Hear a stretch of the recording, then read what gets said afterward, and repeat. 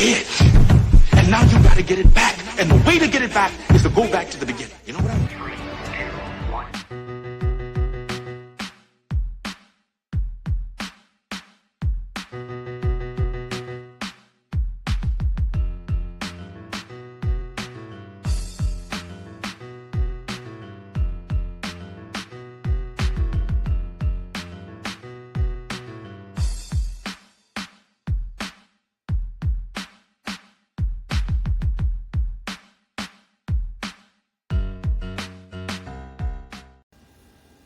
Good morning, good afternoon, good evening.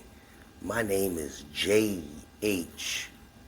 You don't know what I do here on this channel. I provide information. That's the key word, not advice. Information on everything involving the United States Postal Service. I will not provide information that I am unsure of, and if it is something that I'm unsure of, then I made a mistake, I will correct it. First, I was at the coffee shop, and this lady walks in with the dog, right? She walks in with the little dog, and I'm like, you know, the dog just sitting there nipping at people's ankles and stuff, and she's like, oh, I think the name was like, I want to say the name was Cracker. Don't get me, Cracker. Stop it, Cracker, stop it.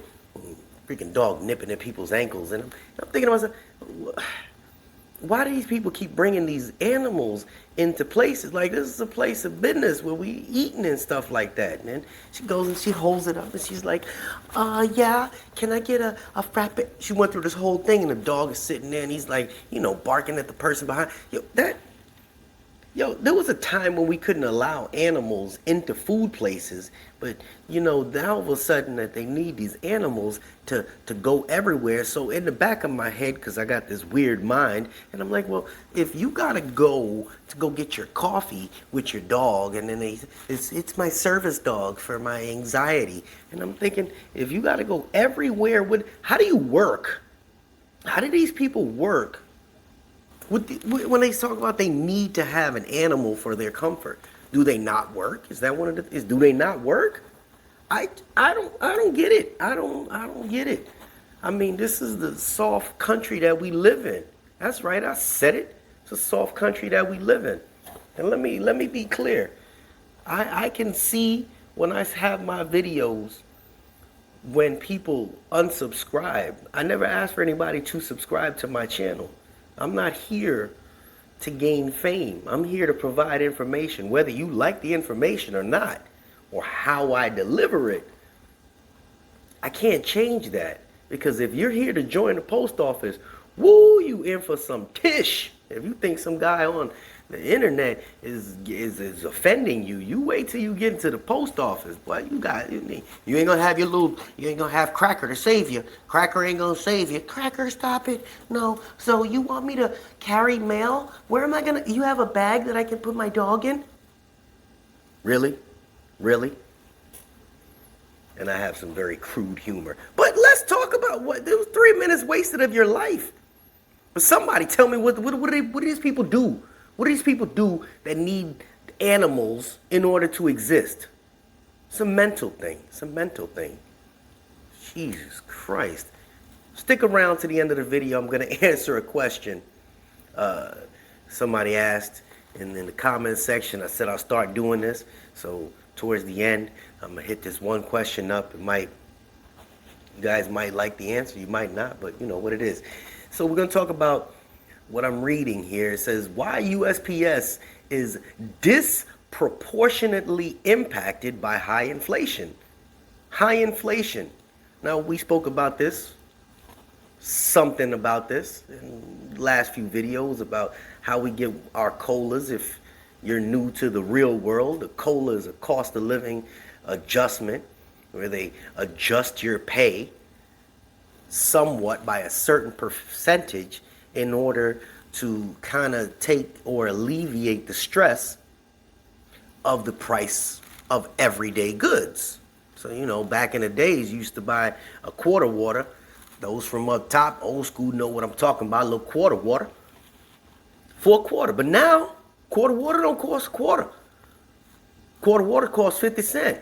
So basically, they adjust our pay rates in order to go with the times of inflation. But this is what I'm reading. This article came out. This article came out. And again, I'm just passing some information on. And there's some good information in here. U.S. Postal Service is reeling from inflation in ways its private sector competitors can avoid. A new report, due to restrictions on investments, requirements of its labor agreements, and limits on its pay rate increases. 2/3 of the USPS $82 billion in annual expenses go to labor costs. And nearly 3/4 of its workforce receive cost of living adjustments twice per year. That's why I always say we never cap out. 2 times a year. The pay bumps are negotiated into the agency's collective bargaining agreements and separate from the annual wage increases employees receive, which are fixed and not tied to inflation. I like to break it down because some people don't comprehend this. I understand that. So basically, the collective bargaining agreement, something that the union put together and said, hey, listen, our people will work for you, but we need X amount of dollars to go with this and that, percentage, so on and so forth.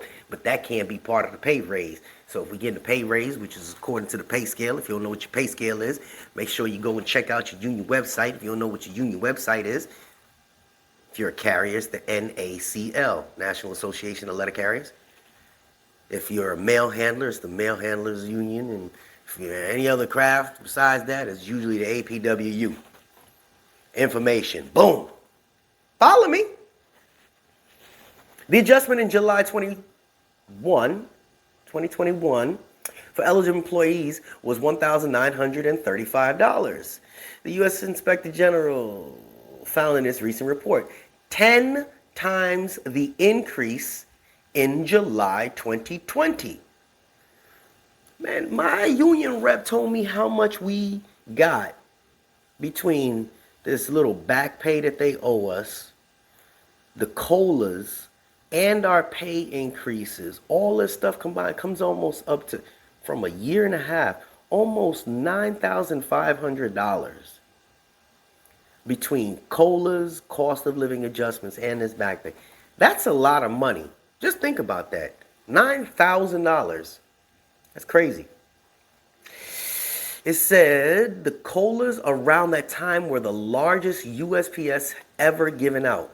The Postal Service is expecting COLAs cost to go up another $1.1 billion in fiscal 2022. Non-career employees do not receive the inflation-based adjustments, and the IG speculated the relatively flat increase led to the spike in turnover amongst those employees, meaning that non-career employees did not get the increase, so a lot of them just quit. I understand it. They ain't stick around. But Postmaster General has prioritized converting the temporary workers to the career employees, though that has further exposed the agency's inflation pressures, as workers will now earn COLAs, meaning they took the non-career and turned them to career. Now those people are getting COLAs as well. And what's crazy is that they gave, I think it was 63,000 people converted. That's a lot. That's a lot of people. That's a lot of people. 63,000 non-career employees to permanent jobs over 1 year. That's tough. So I say all of this because we may not like our job. We may not like our career. We may not like the managers and so on and so forth. But if you're looking for stability, this is where it's at, which leads me to the question. And the question is, where do I see the future of the United States Postal Service? And do I see myself being there for a long time? Is it a good investment for somebody to start working there? And here's the cold, hard truth. Turn it off if you don't want to hear it. Oh, you're still here? Okay, cool. I like my job. I do. I don't like management. I think management is piss poor. You can agree if you work here. I think management is biased. You can agree if you work here. I think that the union has good points overall, but I think the union representatives that they do have, I'm not going to say all, but a lot of them are in it for the wrong reasons. I'm sure you can agree with that as well. When you do find a decent union representative, it's very difficult to get in contact with that individual, because if it's one person and you at a plant and you got 700-800 people trying to contact that one person, they're usually overworked mentally and physically. So for the good union reps, I thank you. But where do I see the future of the post office? I see the future of the post office not having lazy people. Now this may hurt. This gonna be a shocker to you. They don't need you. They need you, but they don't need you. And under Postmaster, this new guy's thing that he got going on, they're gonna replace a lot of you. I would replace a lot of you. You know why? Because the human labor that we have coming into our workforce is straight lazy. They're gonna replace a lot of people with robots. And people that work there right now realize that they see these robots that are in these facilities that we work at. They weren't there at one time. Those robots replaced people. And once they start automating everything, a lot of you guys won't be necessary. That's truth. Because you know who they can't write up? You can't write.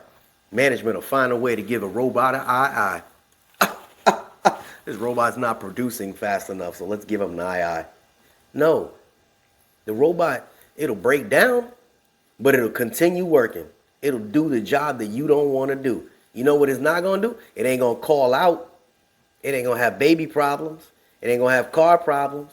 It ain't going to have baby daddy problems or baby mama problems. So for you guys that think that your job is 1,000% secure, usually it is. But they're going to wean, I said it in one of the other videos, they're going to wean a lot of the people that don't belong there out. And this only offends, this is what cracks me up, this only offends people that it applies to. So when you start asking yourself, well, I wonder if it's me. Maybe. I know as a truck driver and what I do that I have a stable position because of my work ethic. I know that other people, carriers, so on and so forth, they have stable work ethics and they won't be replaced. But I can go through and see so many people at my place that need to be replaced, from young to old. I see them at stations as well. And don't think just because you work at a station that your job is secure either. Because here's the kicker. And I said this, I spoke to my ex-wife about this. I said, yo, some of you career clerks are some of the laziest. All of a sudden you get window trained and now you work in the window and you won't throw mail anymore. You won't sort parcels. You won't go out to the dock. What? And you only been there 2-3 years? You grinded your way up to that spot. But you won't help the rest of the organization out at your station? So now when I go and drop off a pallet of magazines, it'll sit out there for 7-8 hours before somebody has to bring it in, and usually a manager, because the clerks, which used to do the job, refuse to do it. Oh, that's not part of my bed. No, dog, I don't even do that no more. What? Okay. They're starting to bring machines to your stations. And those machines can sort parcels faster than you can. And I had a video a while ago that showed those same bundle sorters, they actually parcel sorters now. And they're starting to put those in some of the stations. They replace some of you people. Who the hell are you calling you people? You people! So don't think that just because you made it to the motherland that you can put it on, nah, I ain't even gonna worry about it, cuz mode. No. Work like you need a job. Work like you need. That don't mean kill yourself.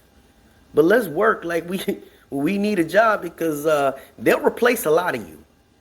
And that's my opinion. The future for the post office, I foresee it being decent. I see it in an upward trajectory, in my opinion. But that's just my opinion.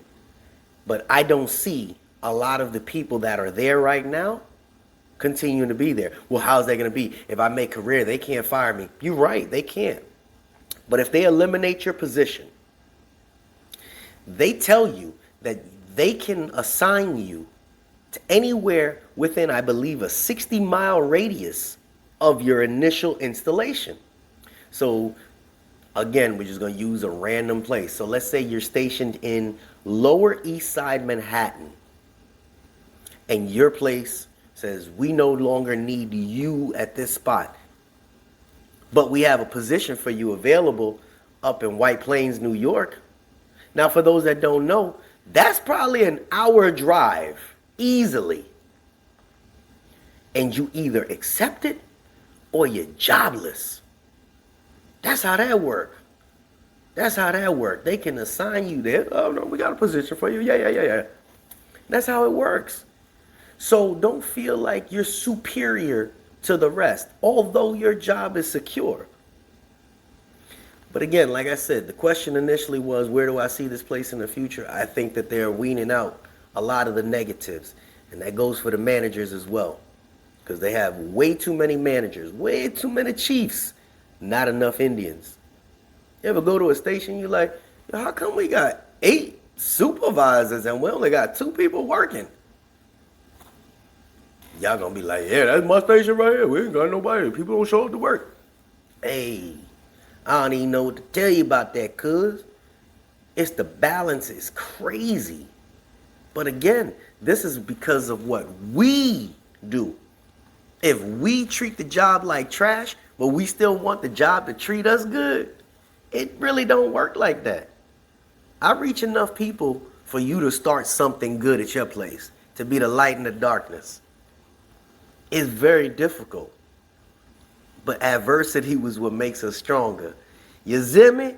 Ain't enough with my babbling and all that good stuff. This is JH. And we out of here. We out of here.